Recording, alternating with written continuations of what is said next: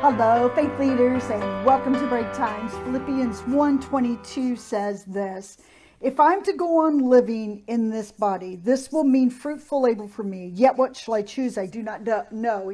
He has this struggle between, should I go to Christ or should I stay? Like, he was so excited to get to Christ, but he had to remain where he was at, because he realized for him to live is gain, and fruitful labor was what he was going to attain. Now, he was very confident in his relationship with Christ, to the place that he knew that if it wasn't his time to depart here, he was to remain in fruitful labor for Christ. That to me is the marks of a faith leader. We are still here. And remember, he was not he was in a very difficult situation. He was in prison.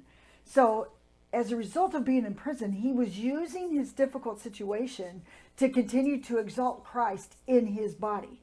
And so he said, I would rather go here, but I'm going to stay here. And as a result of staying right here in this place that Christ has me right now, I'm going to be fruitful. What a great perspective for you and me. Right where you are, right in the midst of any workplace Christ has you, that is your place for fruitful labor for him. Right in the midst of your home, right in the midst of your difficult situation, right there is the place where fruitful labor for Christ is going to explode. Because you know what? If we remained right there in that place of knowing this is the place that Christ has me to be right now, can you imagine the moments we would have with the Lord?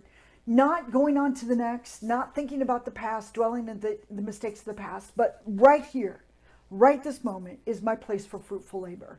This is the place where I can allow Christ to labor through me to the place where his fruit, his name is going to be what's seen out of me. It's not going to be about Sabra. It's not going to be about you. It's going to be about Christ living through you in such a place that his fruit is exhibited. Now, how do we do that? We remain.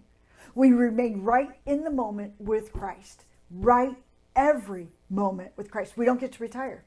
We don't get to resign. We don't use the excuses, well, I'm just too old to be in labor for Christ.